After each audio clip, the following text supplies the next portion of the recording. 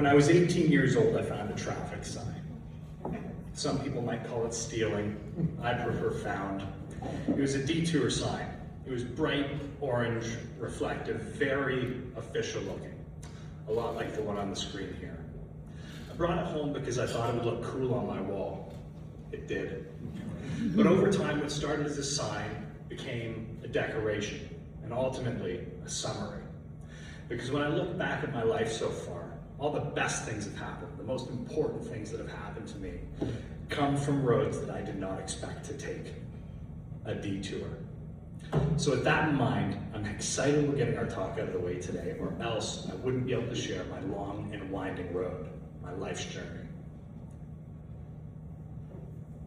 My name's Adam Richards. I'm 27 years old. So when I say life story, it's not really going to take us that long today. I was born in Barrie, January 13th, 1999. It was a Wednesday. There was a blizzard. It was at the new RVH. Pretty proud of that. I'm told the doctors, nurses, and a few families in the birthing unit that morning were quite taken by my appearance. I looked like an alien.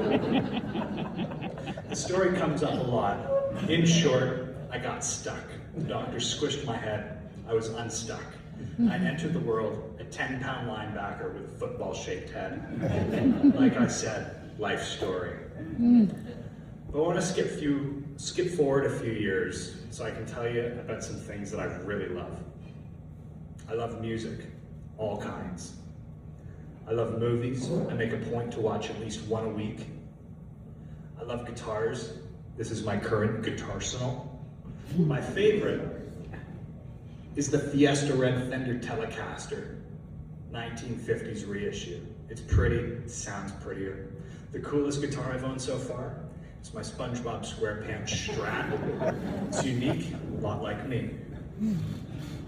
My other expensive hobby is collecting cameras.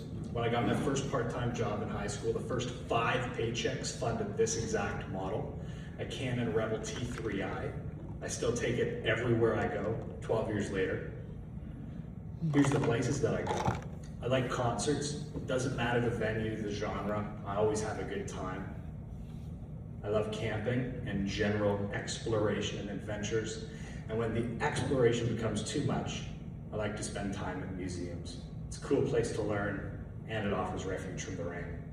Visited the French River a couple years ago. My parents are Bob and Kate. They'll tell you that they got my name from the Bible, but I'm actually named after Adam Sandler. They went to Barrie Central together and later met at Jackson's Toyota. My dad sells cars, my mom's a marketer. I sell marketing. And occasionally drive the 107.5 Cool FM RAV4, which is brought to you by Jackson's Toyota. As I wrote this, it occurred to me how true a reflection of my parents that I am. I have 2 older brothers and 2 younger sisters, Brandon, Matthew, Mariah, and Abby. It's a very mixed, very talented group. There's a bodybuilder, an OPP bomb squad specialist, an RN in a surgical unit at RVH, and an animator. Somehow, they think I've got the cool job. Andy is my stepdad. He's retired from Bell Canada and spent 20 years serving his community as a Barrie City and Toronto Police Services Auxiliary Officer. He was also my introduction to Rotary.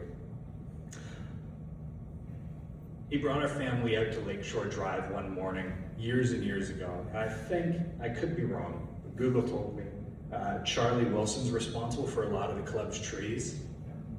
That really touched me. It's come up a few times in introductions and conversations, but that morning was special. First time I'd done anything like it. Something clicked with me that day. It felt good to do a good thing.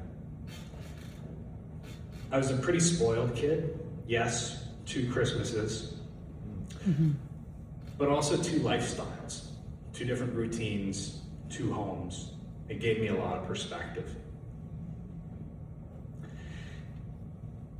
I learned early that families could look different, that people could live differently, and that you could belong in more than one place. One of the hardest places to belong early on was elementary school, Ferndale Woods. In grade 3, I lit the front of my classroom on fire with a battery. No one was hurt. It was a science project my dad helped me with the night before. The teacher couldn't tell. I got a B. It was pretty good for me back then. The fire at the front of the classroom was a pretty good indicator of a couple of other subjects. At the time, mainly reading and writing. It was a battle. Again, my dad. It didn't help the fact that when I was at home reading with him, he'd actually let me make up stories based on the pictures in the books, which isn't reading. It was a great introduction to storytelling, though.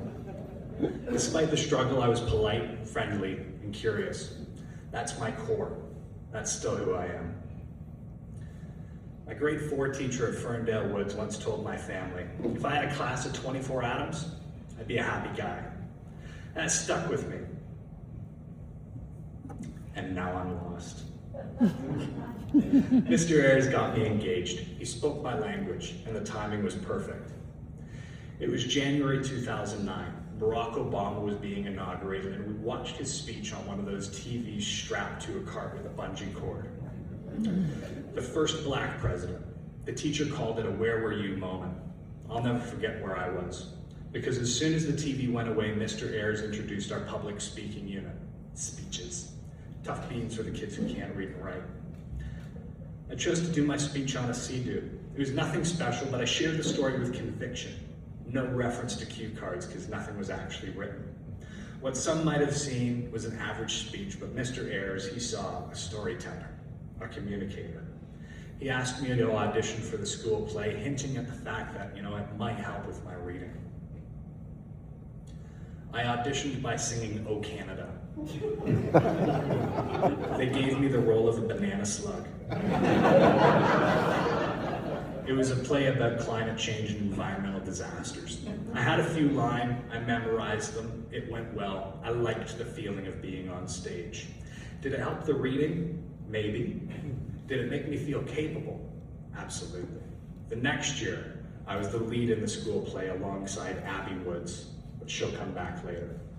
Because that summer, I moved to Huntsville, my first detour. I said goodbye to acting for a while. It was time to explore the feeling that I got on Lakeshore Drive in Barrie from planting those trees. Did it still feel good to do a good thing? In Huntsville, I attended Spruce Glen Public School and later Huntsville High School. It was tough to be the new kid early on, while Huntsville became deeply transformational. It made this guy. I had 3 consecutive cheerleaders when I got there. Miss Pekka, Mr. Kruger, Mrs. Holtby, all masters of resilience, passion, and persistence. In many ways, I still stand on their shoulders. The era is probably best marked from a quote from Gandhi. In short, be the change. I was 12 years old when I helped organize a food drive for the Table Food Bank. That action got me nominated to attend We Day, a youth conference in Toronto featuring Magic Johnson and Martin Sheen. It rocked my world multiple times.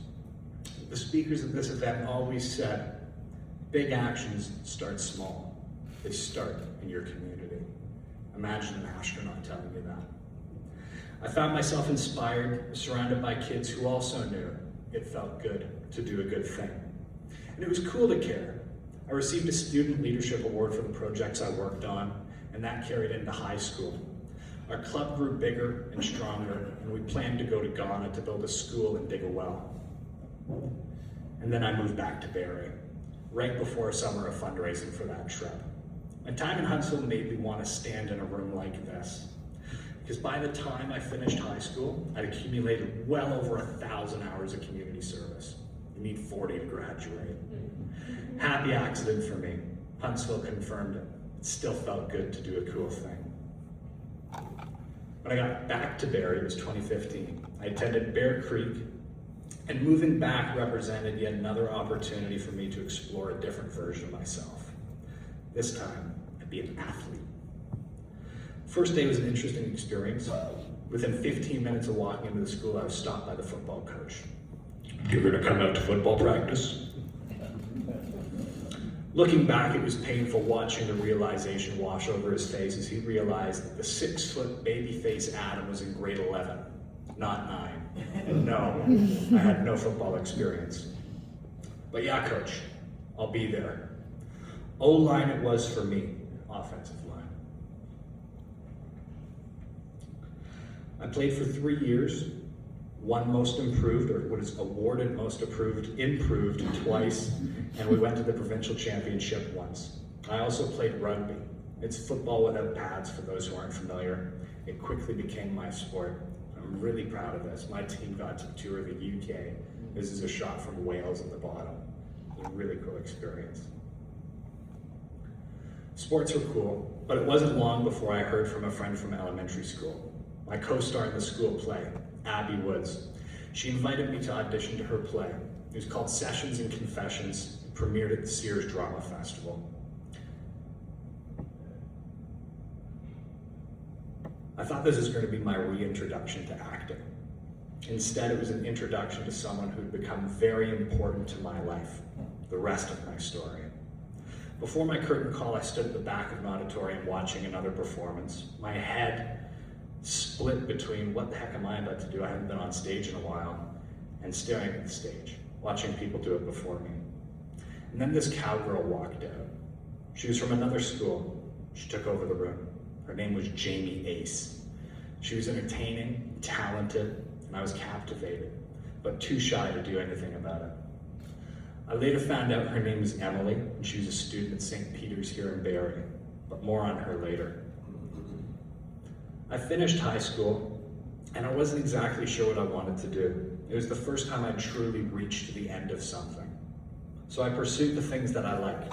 I like creating stuff, I like capturing moments, I like telling stories. I went to Lakehead University and studied media, film, and communication. While there, I was a member of the Lakehead Historical Society, the captain of the English department trivia team, and a contributor to our student newspaper, the Argus. I told tons of stories. I told this story, the story of a business that shut down because of COVID. Midway through my second year, my world shut down. In January, I lost my job. In February, my granddad passed away. In March, my classroom shut down, but the actual campus itself closed to the public. And by April, the room that against all odds I loved the most, my classroom, was shrunk into my computer and a bunch of talking heads. Year 3 was a bit of a wash. Campus closed. I chose to work ahead. I overloaded my courses in the hopes that, maybe we can accelerate out of the slump. And I did.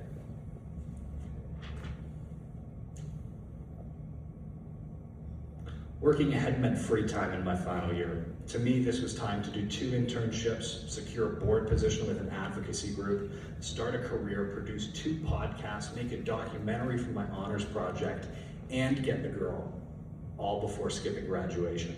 I was busy. For my thesis, I chose to research online dating and produce a documentary about the gamification of romantic relationships that have been produced through these apps. Simply put, I planned on trying the apps and reporting my findings. Foolproof plan for a fantastic project. And then I heard from a cowgirl. Emily and I officially connected when I was working at the Georgian College bookstore 3 years earlier. She was studying there at the time. We got to know each other briefly. She was just as cool as I'd hoped. In addition to being entertaining and talented, she's caring, intelligent, and understanding. She understood me. Real bummed she's not here today. She'd be gushing. Too bad, but you guys get to hear about her. I was in awe of her in a million ways. We stayed in touch. It was September when I'd heard from her again. She'd moved to North Bay during 2020 when her parents retired, and she teased me when we spoke, saying that we'd still be saying our quarterly hellos by the time we were 40 if I didn't go up to North Bay and visit her at least once. On October 10th, 2021, during Fall Reading Week, I met her at the Ontario Northland Terminal in Huntsville. She met me in the middle. Huntsville was a special place to find her. That drive, Highway 11, became part of my weekend commute for nearly 2.5 years after that weekend. Friday afternoons and Monday mornings belong to Highway 11, no matter the season. Today, Emily and I are engaged. We live in Barrie, and we have 2 cats, Stanley and Stella. During the week, when I wasn't visiting her, I worked.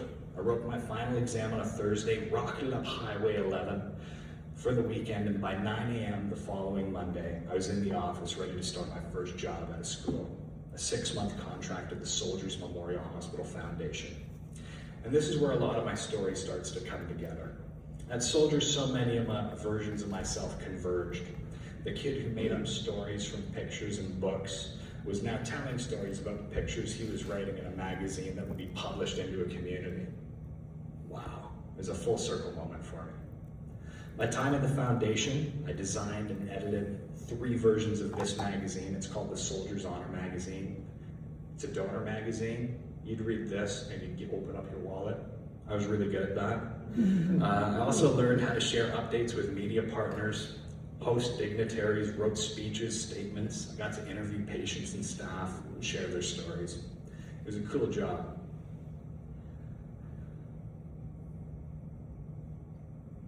The only thing about the job that kept it from being absolutely perfect were the phone calls I kept getting from this one guy.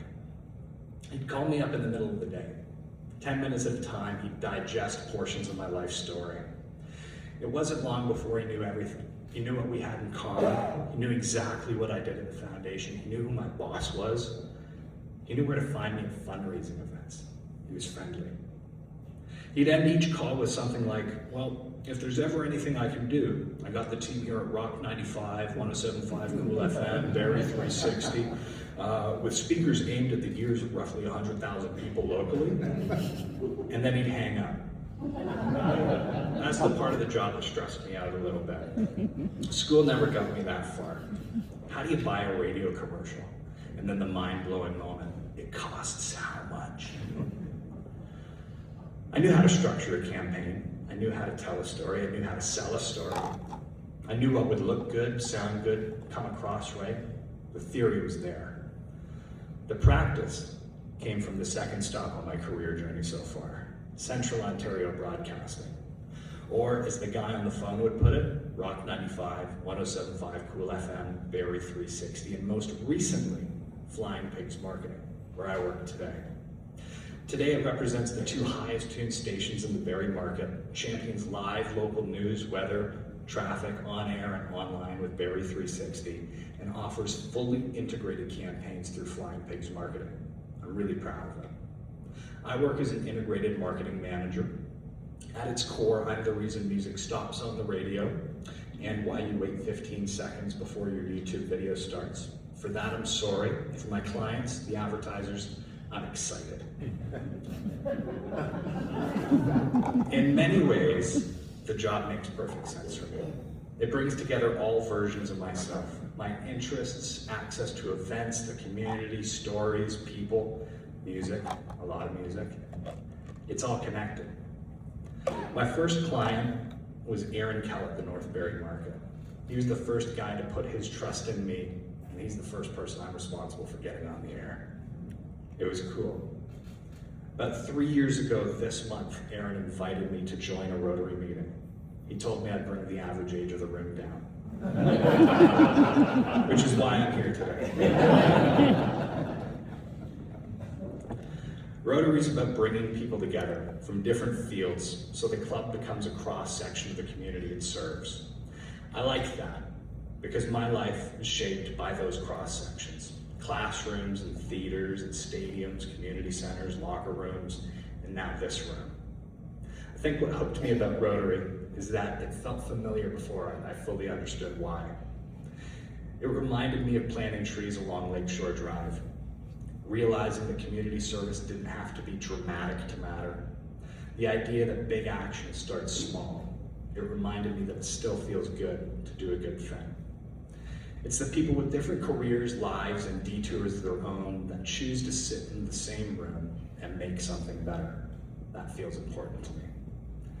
And that's why I keep coming back to the detour sign. A detour is not usually a road you plan for. It's not always convenient. Sometimes it takes long. And sometimes you're not totally sure where you are. But looking back, the detours have been all the good stuff. Huntsville, theater, service, Emily, sports, Rock 95. Because for me, the detour was never really an interruption. It was an invitation to start somewhere new. Thank you.